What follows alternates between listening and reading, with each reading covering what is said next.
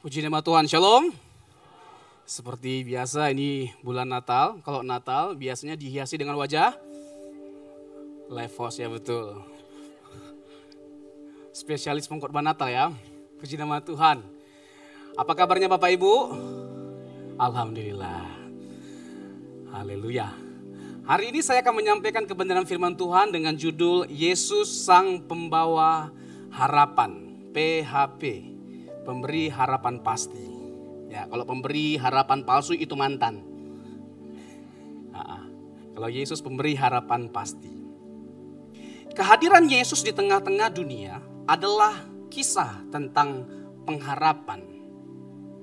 Kita adalah orang-orang yang tak berpengharapan, orang-orang yang hilang harapan, orang-orang yang memang ada dalam keputusasaan dan tidak seorang pun yang bisa menolong kita selain Yesus. Seluruh kisah di dalam Alkitab juga berbicara tentang pengharapan. Pertama-tama, Allah yang penuh kasih dan berdaulat itu menciptakan segala sesuatu. Dan semuanya itu diciptakan baik adanya. Namun kehadiran dosa merusak tatanan yang ada dan secara khusus kita umat manusia. Setelah manusia jatuh ke dalam dosa, Allah muncul di Taman Eden dan menawarkan secerca harapan. Allah berjanji pada Adam dan Hawa yang adalah nenek moyang manusia bahwa di masa depan akan lahir satu benih atau keturunan yang akan mengalahkan ular. Kejadian 3 ayat 15 bahwa keturunan perempuan itu akan menginjak rem, ya betul. Akan menginjak kepala ular, menghancurkan kuasa si jahat. Nubuat pertama tentang Mesias yang akan datang ini, Kejadian 3:15, adalah akar semua nubuatan keselamatan lainnya. Ini adalah satu kisah yang begitu luar biasa. Jadi Alkitab menceritakan bagaimana Allah menjadikan segala sesuatunya itu baik adanya, lalu dirusak oleh setiap kita dengan pemberontakan, dengan kejatuhan. Lalu Allah kembali memperbaiki segala sesuatu yang telah rusak. Allah sendiri yang memperbaikinya. Tidak ada yang bisa memperbaikinya. Makanya kita dengan kekuatan kita nggak mungkin kita bisa selamat. Nggak mungkin bisa kita mengalahkan kuasa dosa atau kuasa maut. Karena kuasa dosa, kuasa maut lebih besar daripada kita. Makanya tidak ada istilahnya kita diselamatkan karena usaha kita, karena perbuatan, karena perjuangan kita. Wong pada hakikatnya kita adalah semua orang yang telah divonis hukuman mati. Bagaimana mungkin kita bisa membebaskan diri? Enggak ada yang bisa selain ada yang menggaransi. Dan yang menggaransi setiap kita adalah siapa namanya? Yesus Kristus. Luar biasa kisah yang diceritakan oleh Alkitab tentang Allah yang mengasihi setiap kita. Dan tidak ada hal yang lebih indah dalam hidup ini selain kita menyadari bahwa kita dikasihi oleh Allah. Amin, lemas. Padahal ini yang paling menyukakan setiap kita. Tidak ada hal yang lebih tinggi nilainya selain kita menyadari bahwa kita dikasihi oleh Yesus. Alkitab amin, ini kencang ini, mantap ini. Ini dari awal sampai terakhir nanti begini terus nih. Amin, amin. Apa tadi mau saya sampaikan ya? Alkitab menceritakan bagi setiap kita bahwa kita ini adalah orang-orang yang buruk lebih dari apa yang kita bayangkan. Alkitab mengkisahkan bagi setiap kita bahwa kita adalah orang-orang yang lebih buruk dari apa yang kita bayangkan. Satu sisi, tapi di sisi lain kita adalah orang-orang yang dikasihi lebih dari apa yang kita bayangkan. Kalau kita berjuang mati-matian untuk mengasihi Yesus, tapi Yesus benar-benar mati. Dia mengasihi kita bukan setengah mati, tapi sampai mati. Keren kan? Keren ya. Tahu kenapa keren? Karena saya yang buat. Yesus mengasihi kita bukan setengah mati, tapi sampai mati. Luar biasa. Dan cara Allah menebus setiap kita dengan cara mati sebenarnya sudah terlihat dalam kitab Kejadian. Ketika manusia jatuh dalam dosa. Kejadian 2 bicara tentang jangan makan buah itu, pada waktu kamu makannya kamu mati. Kejadian 3 bicara tentang apa? Pemberontakan, kejatuhan, dan juga inisiatif untuk menyelamatkan umat manusia. Tapi seandainya ya, kalau Adam dan Hawa itu orang Batak, enggak jatuh dalam dosa. Karena bukan buahnya yang dimakan, ularnya yang dimakan. Kejadian 3 bicara tentang kejatuhan. Lalu inisiatif Allah untuk menyelamatkan setiap kita. Yang menarik adalah begini. Kejadian 3 ayat yang ke-7 atau 14. Manusia menyadari dirinya telanjang. Lalu mereka malu. Mereka membuat pakaian dari pohon, dari cawat pohon jengkol. Ya betul. Pohon ara. Sudah ada pakaiannya. Lalu Tuhan membuat pakaian lain dari kulit binatang. Dari kulit binatang. Dalam bahasa asli, bahasa Ibrani, kata penebusan itu kapar. Kapar. Ya. Itu kapar penebusan. Tapi kalau selalu dihantui sama mantan itu namanya terkapar. Kok tiba-tiba ngomong mantan terus ya? Ya. Kapar, penebusan.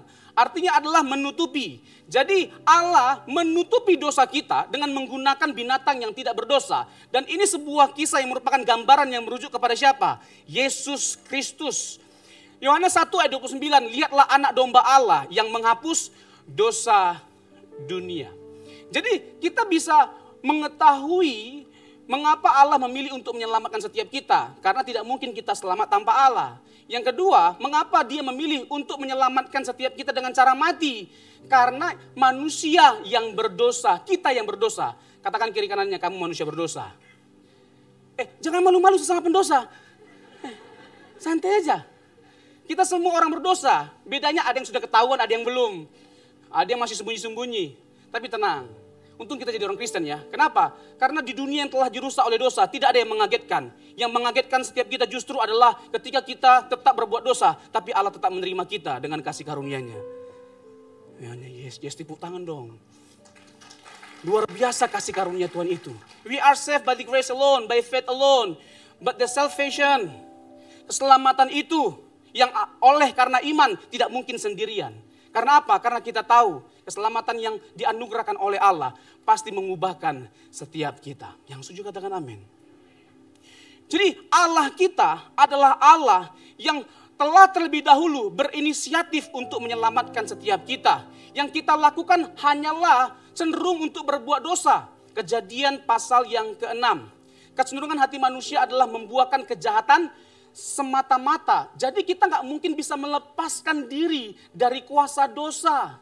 Dengan kekuatan kita nggak mampu untuk memperbaiki diri. Kita butuh anugerah Allah. Kita butuh penebusan daripada Kristus. Dan itu dia kerjakan 2000 tahun yang lalu. Apakah itu satu kisah yang bisa diterima oleh akal? Satu kisah yang masuk akal bagi setiap kita? Oh jelas. Tidak ada kisah keselamatan. Tidak ada konsep keselamatan yang lebih masuk akal. Yang lebih make sense. Selain kekristenan. Selain kekristenan. Nggak ada. Karena apa? Karena jelas. Bagaimana kita bisa menjelaskan satu masalah yang tidak mungkin bisa diselesaikan oleh siapapun. Jadi masalah dosa, masalah kebinasaan itu sesuatu yang tidak bisa diselesaikan oleh setiap kita. Hanya bisa diselesaikan oleh Allah. Dengan cara bagaimana? Dia menjelma menjadi manusia. Apakah Allah bisa menjelma menjadi manusia? Nah itu kita kan sering diserang di situ kan. Itu salah satu titik dari kekristenan yang sering diserang. Nggak make sense iman Kristen. Masa Allah menjelma menjadi manusia? Apakah Allah bisa menjelma menjadi manusia? Ya bisa lah Ferguson. Allah kan maha kuasa. Apa? Ya kan kalau kamu mengatakan tidak bisa berarti kamu menyangkali kemahakuasaan Tuhan. Pertanyaannya bukan apakah Allah bisa jadi manusia. Tapi mengapa Allah jadi manusia? Karena kita yang berbuat dosa. Dan mengapa harus dengan cara menjelma menjadi manusia? Karena konsekuensi dosa adalah maut, kematian. Nah kalau dia tidak menjelma menjadi manusia, bisa nggak dia mati? Bisa nggak dia dibunuh? Nggak mungkin. Tapi apa yang membuat kita terkagum sama Tuhan Yesus? Bukan hanya sekedar dia akan memberikan keselamatan atau kepastian atau jaminan untuk masuk surga. Tapi dia memberikan teladan hidup bagi setiap kita. Itu adalah berkat yang luar biasa. Dari Yesus kita bukan hanya sekedar tahu bahwa dalam segala hal dia bisa dicontoh. Tapi dalam segala hal dia sempurna. Dalam segala hal. Makanya layak Yesus dalam segala hal kita tiru. Dalam penguasaan diri, iya. Kesetiaan, iya. Kesabaran, iya. Kasih, iya. Semuanya. Ya kan dalam kesabaran, ya kan.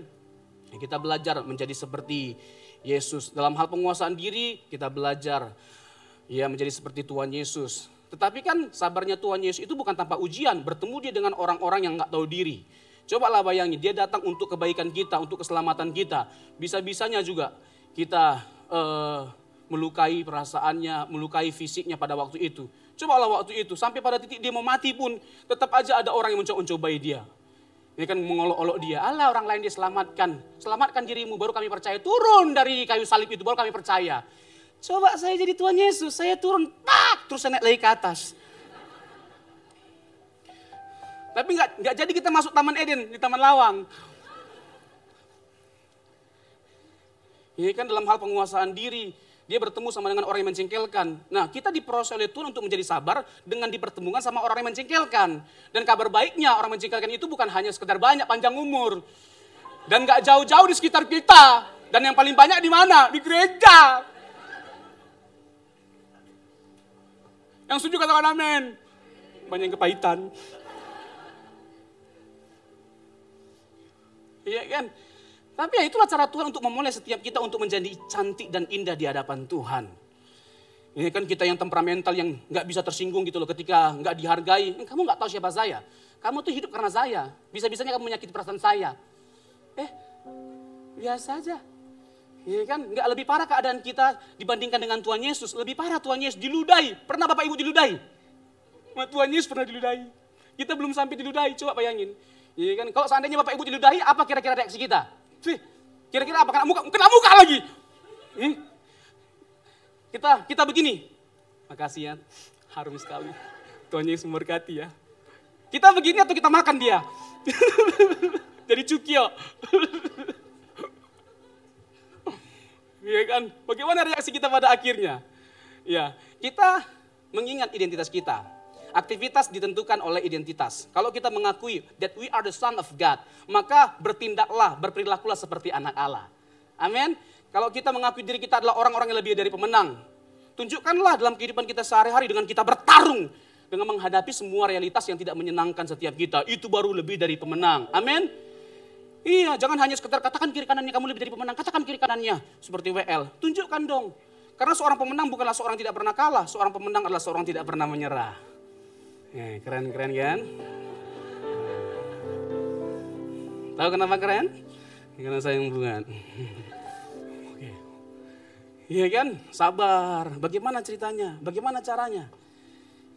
Ya Injil lah yang menginspirasi kita. Tuhan Yesus lah yang menginspirasi kita. Dia berhasil. Kalau Yesus kita berhasil, ya kita anak-anaknya harus berhasil. Makanya supaya nggak gampang tersakiti kita, jangan hanya handphone aja dipasang digores. Hati kita juga dipasang digores. Supaya kita nggak gampang tersakiti. Ya, apalagi anak muda zaman sekarang ini, waduh mudah sekali emosi. Kena mental health, aku kena mental health. Gimana kan kena mental health ya kan? Ke gereja aja malas. Ya kan? Datang dong ke live house. Ada apa namanya? Saya mau bilang katalista, itu nama perempuan siapa? Katalis. Kok katalista ya kan? Mantan bukan. Ada katalis ya kan? Iya loh, perlu loh sekarang anak-anak sekarang ini dididik supaya kuat imannya. Ya kan, dididik dengan kebenaran firman Tuhan. Apalagi sekarang kritis-kritis. Iya, saya ketemu sama anak SMA yang pertanyaannya, buset. Anak SMA pertanyaannya epistemologi, cara berapologetika. Tuhan itu ada atau enggak? Terus who made God? Siapa yang ciptakan Tuhan katanya? Ya Allah. Iya kan? Pas saya tanya ternyata anak SMA, saya pikir S2 filsafat gitu loh. Enggak tahu anak SMA. Nah, saya waktu SMA lihat cewek siul-siul. Ini udah tinggi kali ilmunya. Jadi perlu memang anak-anak muda itu dididik. Ya kan? Apalagi mereka itu adalah generasi stroberi yang ranum gitu, mewah, cantik kelihatannya tapi lembek. Jadi dari Tuhan kita Yesus Kristus itu kita belajar bagaimana kalau kita disakiti, kita jadi orang yang mudah untuk mengampuni, sulit untuk membenci. Jangan sampai sebaliknya, mudah untuk membenci, sulit untuk mengampuni. Halo? Iya kan? Kalau orang lempar batu, lempar pakai bunga. Dilempar lagi pakai batu, lempar dengan bunga. Dilempar lagi pakai batu, lempar dengan bunga sama pot-potnya sekalian. Bercanda. Iya kan? Balas kejahatan dengan kebaikan. Tampar pipi kiri, kasih kaki kanan. Ya, ya tidak mudah, tapi percayalah Tuhan selalu menolong setiap kita. Dan menjadi seperti Yesus harus kita pandang sebagai sesuatu yang indah. Dan itulah tujuan kita percaya Yesus, bukan hanya sekedar masuk surga. Masuk surga itu bonus, tapi menjadi seperti Yesus, itulah tujuan kita menjadi percaya. Yang setuju katakan amin. Iya. Iya, dalam segala hal kita harus berjuang untuk berubah. Dalam segala hal, jangan sampai sama Robson hari ini dengan Robson tahun depan, 2 tahun lagi, harus berbeda dong. Dari yang sebelumnya harus berbeda, dan kedepannya juga harus berbeda. Tahun 2025, ya kan kita deeper kalau kata Pak Gembala. Visi tahun depan deeper, dalam segala hal kita deeper, dalam kerohanian kita deeper. Ya kan dalam hal mengasihi istri juga deeper. Ya, amin Pak? Amin Pak? Ya, kadang-kadang Bapak ini apalah susahnya romantis sama istri kan. Harmonis, romantis, ya kan. Iya, kalau memang istri perlu diapresiasi, apresiasi dong. Ya kan, apalagi orang Batak nih, susah kali romantis. Di kampung-kampung lah ini ya. Kalau mau ke gereja itu, istrinya pegang tangannya, itu dilepaskan. Disuruh istrinya jalan duluan, jalan duluan. Coba susah kali romantis, padahal anak 6. Itu gimana ceritanya coba? Ini kan apa sih susahnya bapak-bapak mengapresiasi Mi. Papi nggak tahu bagaimana jadinya kehidupan papi tanpa mami. Nggak kebayangkan. Anak-anak kita itu 6. Terus hanya setahun bedanya. Ada yang seperti Huluk, Wakanda Forever, Spider-Man, lompat sana, lempar sini. Tapi mami kuat, luar biasa. Papi kagum sama mami. Sarang yuk Mi. Luar biasa. Itu istri langsung lompat. Pergi ke mall minta kredit, kartu kredit Pi. Ujung-ujungnya belanja. Iya kan? Jadi dalam segala hal kita belajar untuk menjadi seperti Tuhan Yesus. Meskipun tidak mudah, tapi kita harus memandang itu sebagai sebuah keindahan. Belajar untuk sabar, belajar untuk mengampuni, belajar untuk mengasihi. Ya, mengasihi itu tidak mudah tentunya. Tetapi itu adalah identitas utama dari kita orang Kristen. Identitas utama dari kita sebagai orang Kristen adalah kasih. 1 Korintus 13 ayat 13. Iman, pengharapan, kasih. Yang terbesar di antara ketiganya adalah kasih. Tidak mudah kita mengasihi orang yang menyakiti kita. Tapi kita nggak punya pilihan lain selain mengampuni. Mengampuni adalah hal yang terindah. Jangan pernah merasa rugi karena kita mengampuni. Yang diuntungkan waktu kita mengampuni adalah diri kita sendiri. Dan itu adalah berkat. Kalau sampai kita bisa mengikuti teladan Yesus, berkesempatan untuk mempraktekkan contoh hidup Tuhan Yesus, itu adalah berkat. Amin. Iya, kalau kita banyak masalah dalam hidup ini sebagai orang Kristen dengan kacamata Injil, bisa loh kita bilang bahwa masalah itu juga berberkat. Bisa loh, nggak tunggu kita mengalami pertolongan, masalah itu pun bisa jadi berkat bagi setiap kita kalau kita sikapi dengan benar. Ada loh orang kalau nggak dihajar sama Tuhan, sombongnya bukan main. Kalau dia nggak dihajar sama Tuhan, dia akan makin menjauh dari Tuhan. Makanya dalam konteks kekristenan kita harus memandang masalah hidup pun adalah apa? Berkat. Yang setuju katakan amin. Iya. Roma 8 ayat 28 kita tahu sekarang bahwa Allah turut bekerja dalam segala hal untuk mendatangkan kebaikan bagi mereka yang mengasihi Dia. Dalam segala hal Tuhan turut bekerja untuk mendatangkan kebaikan. Jadi percayalah, lewat hal-hal yang mengecewakan dalam hidup kita, Tuhan bisa mendatangkan kebaikan. Lewat kejahatan ya yang dilakukan oleh orang lain terhadap kita, Tuhan bisa mendatangkan kebaikan. Allah kita itu bukan hanya sekedar baik, tapi Dia setia. Untungnya Allah kita itu bukan hanya sekedar baik, tapi juga setia loh. Nggak kebayang ya, kalau Allah itu hanya baik tapi nggak setia. Karena apa? Karena kita butuh merasakan kebaikan Tuhan setiap hari. Bukan hanya untuk hari ini saja, tapi setiap hari kita membutuhkan kebaikan Tuhan. Dan memang betul, setiap hari Tuhan mewarnai kehidupan kita dengan kebaikannya. Kalaupun kita bisa ada sampai hari ini, itu karena kebaikan Tuhan. Karena kebaikan Tuhan.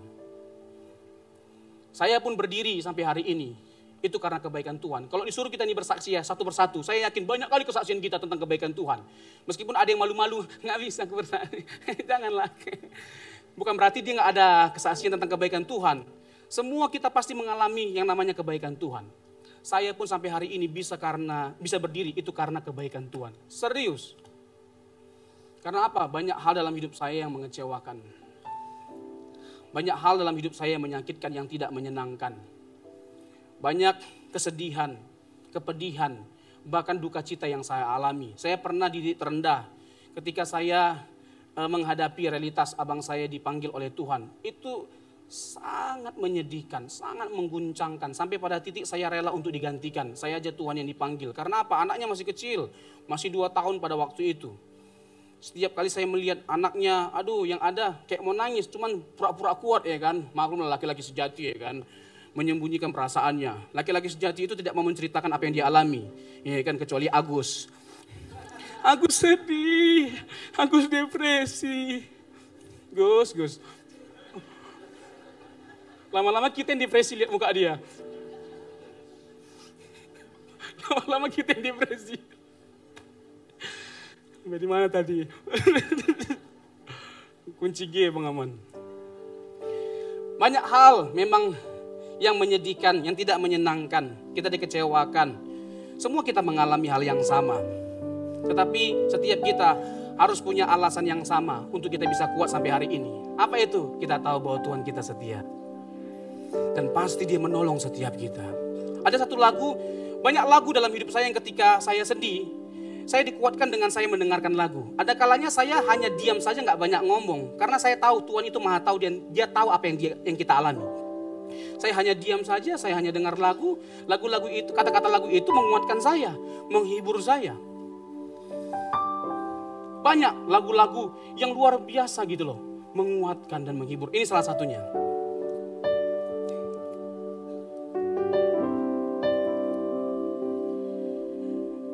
Coba refresh langsung.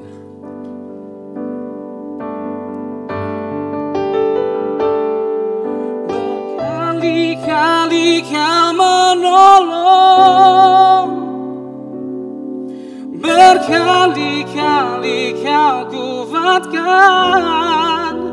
Dalam rasa sakit Engkau ada, Yesus setia.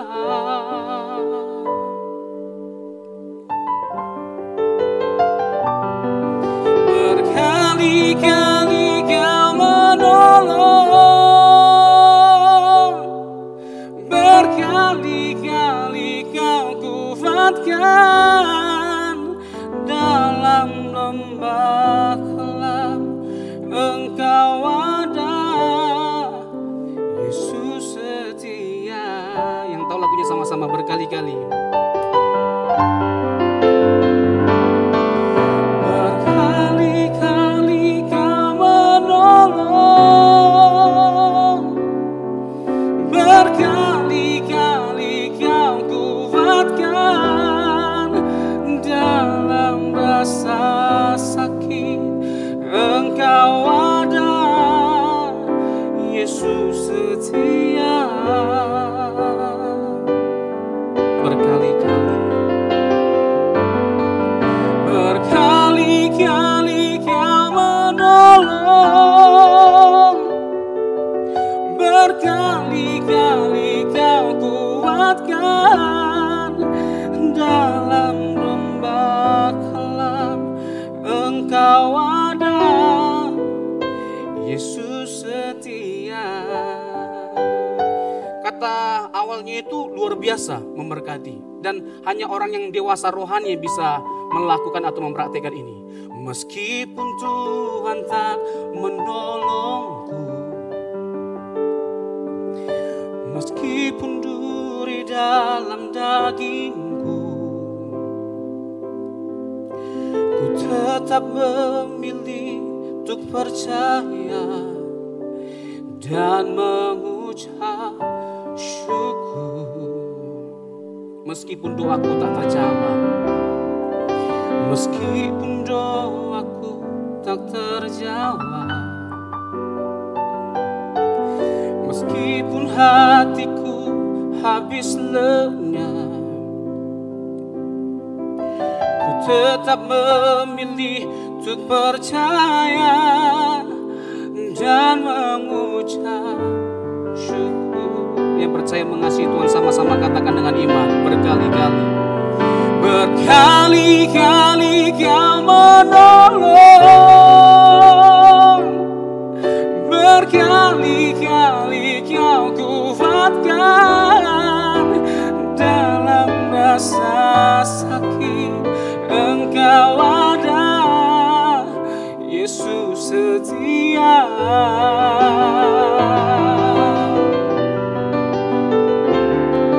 Berkali-kali Kau menolong, berkali-kali Kau kuatkan, dalam lembah kelam Engkau ada.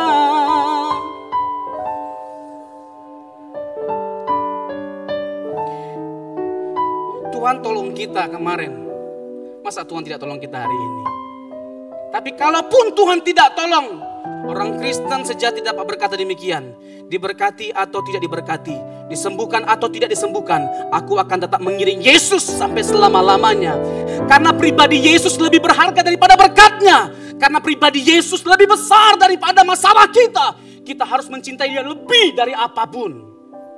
Makanya saya suka lagu ini nih. Ini kan lagu Pentakosta. Dulu sering dinyanyikan waktu miskin-miskinnya, kalau seorang kaya-kaya, jadi jarang dinyanyikan. Padahal lagu ini sangat menghibur, menguatkan, mengingatkan kita untuk tetap kuat dalam mengiring Yesus meskipun banyak masalah. Meskipun saya susah menderita dalam dunia,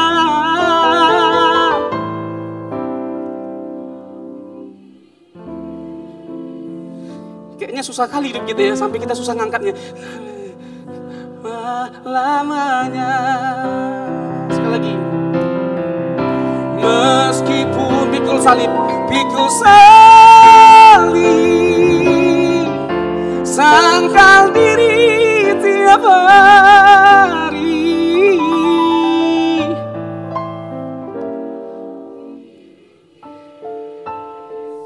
Sampai kapan?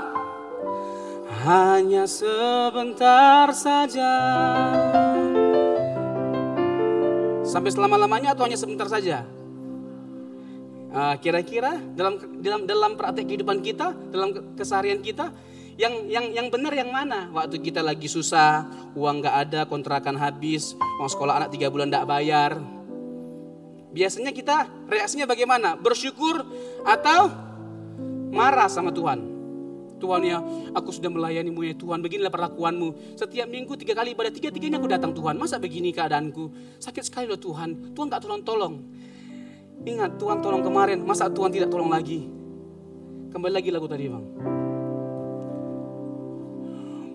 Berkait, kunci G bang. Kunci apa ini bang? Tadi, kembali yang tadi bang. Sorry, human error. Berkali-kali Kau menolong, berkali-kali Kau kuatkan, dalam rasa sakit Engkau ada. Ini dia, Yesus setia. Lebih kencang katakan, berkali-kali, berkali-kali Kau menolong. Lebih kencang lagi, berkali-kali Kau kuatkan, dalam lembah kelam Engkau ada, Yesus setia. Jadi, gak kebayang betapa kuatnya kita dalam menjalani kehidupan ini meskipun banyak masalah. Kalau kita menyadari bahwa Yesus itu setia. Sebenarnya poin utama dari lagu ini bukan soal pertolongannya, tapi kesetiaan Tuhan Yesus yang gak pernah berubah. Poinnya di titik itu, Yesus setia. Jadi tidak ada masa di mana Tuhan meninggalkan kita. Dia selalu menyertai kehidupan kita. Dan ini cukup menghibur setiap kita. Yang setuju katakan amin. Sampai pada titik kita berkata demikian. Sekalipun hatiku dan dagingku habis lenyap, gunung batuku dan bayanganku,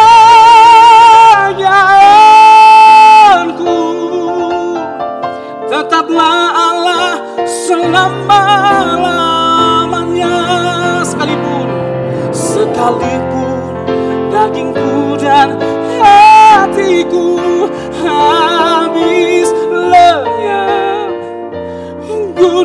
waktuku dan bagianku.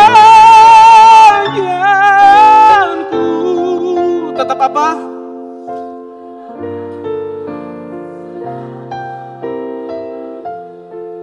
Bagian kita adalah menanti. Sabar itu nggak gampang. Ya, nggak usahlah jauh-jauh. Kalau kita lagi ngantri bensin misalnya, ya kan panjangnya itu nggak sabar kita. Itu aja kita bisa gagal, apalagi yang lain. Tapi Tuhan kan sedang memoles kita untuk menjadi permatanya. Supaya apa? Supaya kehidupan kita itu jadi berkat bagi orang lain. Jadi ketika kita mau belajar berjuang untuk menjadi lebih baik, kehidupan kita ini bisa menginspirasi orang lain. Halo? Amin? Itu yang kemarin dalam sesi pembekalan Pak Suranta bilang, kita harus jadi berkat, kita harus menjadi teladan. Bagaimana saya mengharapkan anak saya menjadi baik kalau saya nggak baik? Itu powerful. Amin? Iya dong, orang tua dulu. Ya, praktekkan kebenaran itu pertama-tama dimulai dari rumah. Coba nggak kebayang kan? Kalau kita di luar sana baik tapi di rumah nggak baik. Misalnya saya sudah menikah nih, punya istri. Misalnya, kan belum berkeluarga.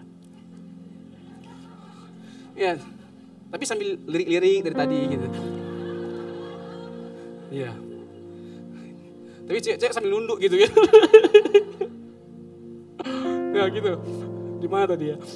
Saatnya saya punya istri, ya kan? Terus ya, saya nggak baik sama istri saya kasar sama istri saya. Terus duduk di depan, terus saya ngomong tentang yang baik, saya mencitrakan diri saya baik sekali. Terus apa reaksi istri saya di depan? Muntah dia. Betul nggak? Iya dong, praktekkan dulu dong kasih dan kebenaran itu dimulai dari rumah. Menjadi sabar, murah hati dan sebagainya macamnya itu nggak mudah. Sabar. Kita belajar dari Abraham. Waktu umur 75 tahun Tuhan kasih tahu bahwa dia akan punya anak. Sesuatu yang nggak mungkin, mustahil untuk Abraham punya anak. Sarah pada waktu itu akhirnya punya anak umur berapa? 90, itu bukan hanya mati pucuk lagi, mati semuanya. Ya kan, sampai-sampai si Sarah bohong gitu loh. Tuhan kasih tahu bahwa dia akan punya anak. Ketawa dia. Kau ketawa kan? Enggak ada aku ketawa. Kayak bohong Tuhan dibuatnya. Tuhan kan maha tahu, masa nggak tahu? Dia ketawa. Wajar lah satu sisi kan. Masa umur 90 tahun punya anak, gimana ceritanya? Ya kan udah opung-opung punya anak, mengandung gimana? Ya. Nggak make sense. Tapi bagi Tuhan tidak ada yang mustahil. Ya kan, akhirnya Abraham punya anak umur 100. Berapa tahun Abraham menanti untuk dia punya anak? 25 years. Jadi kalau ada bapak ibu yang lagi susah hidupnya, baru 2 bulan kita hadapi, jangan menggerutu. Baru 2 bulan. 2 tahun nih Tuhan, Abraham 25 tahun. Udah 3 tahun nih Tuhan, Abraham 25 tahun. Udah 10 tahun Tuhan, Abraham 25 tahun. Jadi, waduh luar biasa. Nggak berhenti ternyata ujiannya. Waktu anaknya lahir, apa Tuhan minta? Persembahkanlah anakmu yang kau kasihi itu. Tuhan minta gitu loh. Mudah nggak bagi Abraham untuk mempersembahkannya? Nggak mudah. Bisa aja Abraham yang ngomong begini, Tuhan janganlah anakku, istriku aja ambil Tuhan.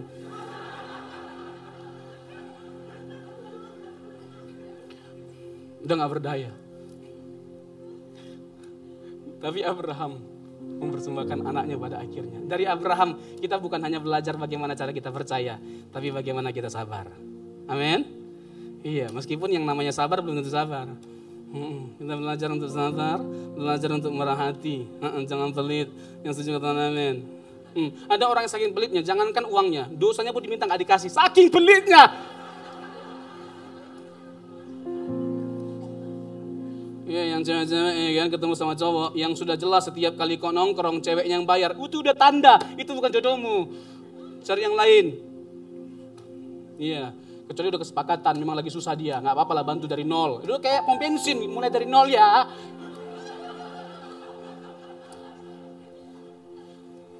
Nggak apa-apa kalau sudah ada kesepakatan gitu loh pada awal-awal. Tapi kalau dari awal ya kan, dia punya duit tapi nggak mau bayar. Ya Allah, udah buka matamu. Hah? Ya, yang penting kan dia ganteng. Nggak makan kok karena gantengnya itu. Masa tiap hari hanya melihat gantengnya ini, ganteng kali, ganteng kali. Ya kan buka mata lebar-lebar. Iya kan? Terus jangan sampai kena sama rayuannya buaya. Tempatkan buaya pada tempatnya, di sungai bukan di darat. Iya kan? Baru sedikit dirayu udah langsung hilang bang, jadikan aku pacarmu, nikah juga boleh. Ya Allah, Kamu tahu nggak? Tinta apa yang nggak bisa pudar? Apa itu bang? Tinta kepadamu. Kamu tahu nggak kenapa pelangi itu sebelah? Apa itu kok? Karena sebelah lagi di mata kamu. Waktu pacaran ya kan gila-gilanya ya kan. Kamu tahu nggak? Aku tuh nggak punya apa-apa loh. Aku hanya punya kamu. Terus si cewek bilang, Toti. Pas nikah dong, marah-marah dia. Kamu kok kelewatan, aku kecewa. Kamu keterlaluan, apa-apa kamu gak punya. Mobil gak punya, Rubicon gak punya, apapun gak punya. Aduh, kan aku udah jujur waktu pacaran. Aku gak punya apa-apa, aku hanya punya kamu. Kamu bilang kan, Toti. Aku udah jujur.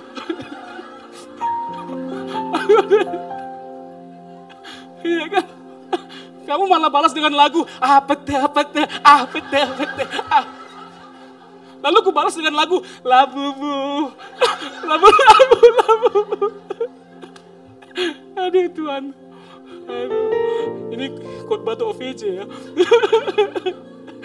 Aduh. Jadi, percayalah bahwa Tuhan pasti tolong kita. Tapi kalaupun Tuhan tidak tolong kita, itu adalah kesempatan untuk kita menunjukkan kualitas rohani kita, cinta kita, iman kita kepada Tuhan. Bahwa apapun keadaan yang terjadi dalam hidup kita, enggak akan mengubah cinta kita pada Tuhan. Amin. Makanya tadi lagu yang dibawakan sama Bu Kiki bagus banget itu ya, kunci F bang.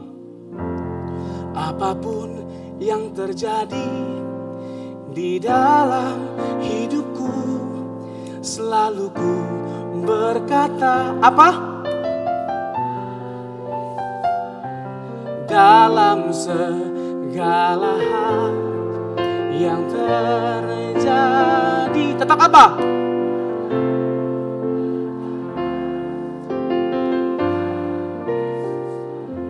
Coba kata-katanya diubah dikit. Meskipun istri cerewet, marah-marah tiap hari. Bapak-bapak, nggak ada yang berani. Soalnya rata-rata istrinya di samping. Coba ngomong. Maksudmu apa? Aku cerewet. Hah? Maksud apa? Gak ada yang berani. Kalau ada yang berani false.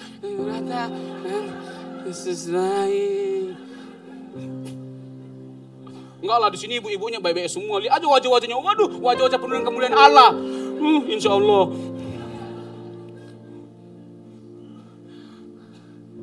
Jadi percayalah, Tuhan kita itu pasti menolong kita. Saya nyanyikan satu lagi lagu boleh? Ini lagu juga sangat memberkati saya. Kunci D bang.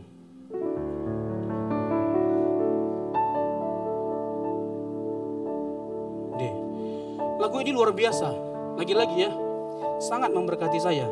Sambil saya cari liriknya mana, kok hilang gitu loh.